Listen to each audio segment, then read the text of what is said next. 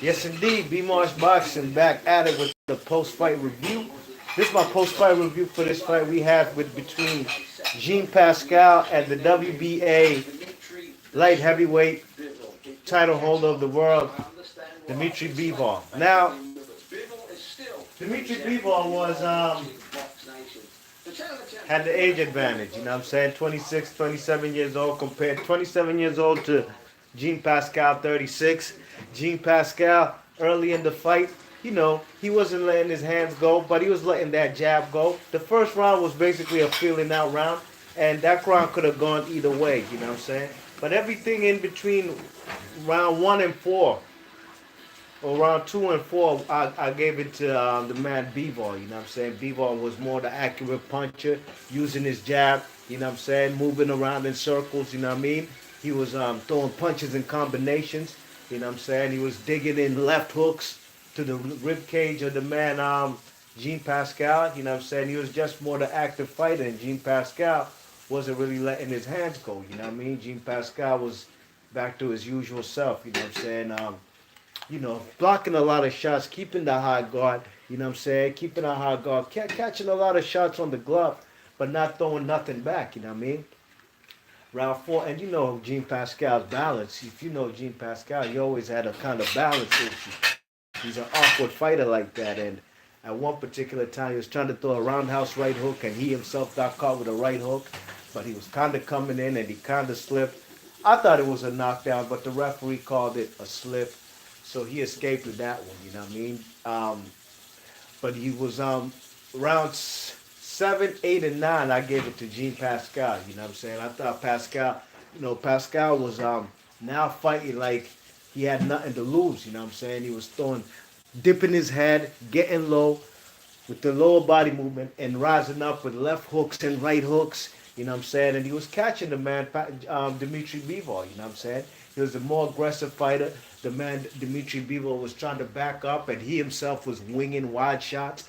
But he was getting caught with his winging wide shots because the man, Jean Pascal, was throwing some looping wide shots around his Dmitry Bivol's shots. You know what I mean? So those rounds I gave it to the man, Jean Pascal, you know what I'm saying? But everything after that, rounds 8, 9, 9, 10, um, you know, the man Jean Pascal just didn't have enough, and Dmitry Bivol now was throwing accurate punches, you know what I mean? Punches in bunches, 5-punch combinations, you know what I'm saying? But not every single time. I'd probably say he's doing that in spurts, you know what I mean? But he was definitely the more active fighter, and Jean Pascal just doesn't throw enough to make this a competitive fight. You know what I mean? So overall, I had this fight 117 to 111. That's 9 rounds to 3 in favor of the man Dmitry Bivol. You know what I'm saying? Now, some people have predicted that the man Dmitry Bivol will win by knockout or stoppage, and I just couldn't see it. You know what I mean? Dmitry Bivol, best part of his game, in my opinion, is throwing the punches and bunches combinations. You know what I mean? But Dmitry Bivol does come in straight lines. You know what I'm saying? He did a little movement, especially in round 11 and 12, using his defense, his legs to evade punches. You know what I'm saying? Because Jean Pascal was going for broke, but there was no target to be found. And that's one thing. If Jean Pascal had better skills as far as cutting off the ring rather than following the guy, you never know, you know what I'm saying?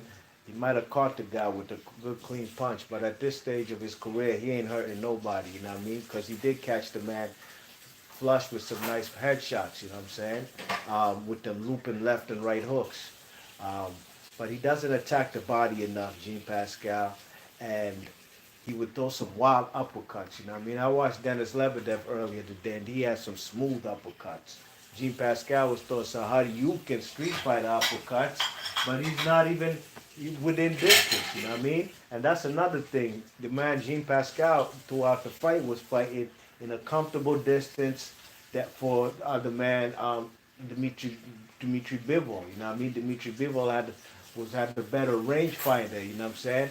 Rather than being on some in and out or trying to smother the man Dmitry Bivol's punches, Jean Pascal was right there for the taking, standing right in front of the man. Overall, he lost the fight.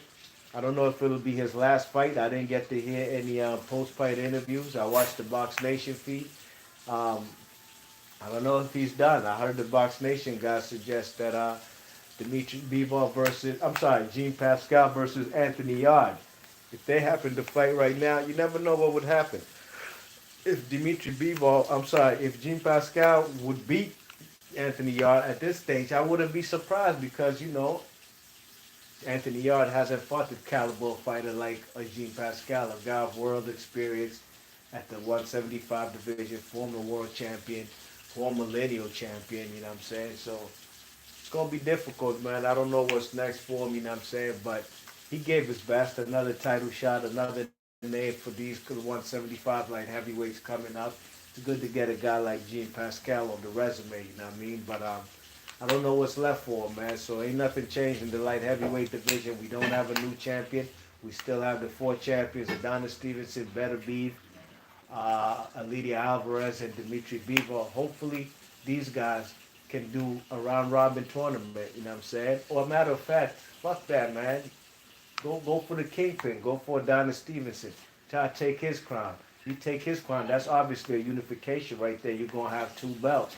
Hopefully, the other guys can fight for the two belts, whether it's Bivol and Better Beef, whomever. You know what I'm saying? Or Alvarez. I just want to see some unifications and guys try to go after the 175 lineal champion, WBC champ Adonis Stevenson. That'd be a nice way for him to see if he really has anything left in the tank at this stage of his career. Be March Boxing, leave your thoughts and comments. Oh, what's his name? Akuma's deception with the Toronto Maple Leafs flag. What's happening, man? He says, can't believe I forgot about this fight. Yeah, this fight was under the radar, really and truly, you know what I mean? And hey, that's been HBO for the last year and a half or so, man. They fights been under the radar, you know what I mean? More times than many, the fights they putting on for undercards and or main events are not fights that are captivating the fight fans' mind where they're interested, you know what I'm saying? But it is what it is. I was interested in this fight just to see what G. Pascal got left in the tank. Be March Boxing, leave your thoughts and comments. Let me know how you guys got scored this fight. I had it 9 rounds to 3, unanimous decision for Dmitry Bivol. What's next? Nothing more, nothing less. I'd love to see a unification.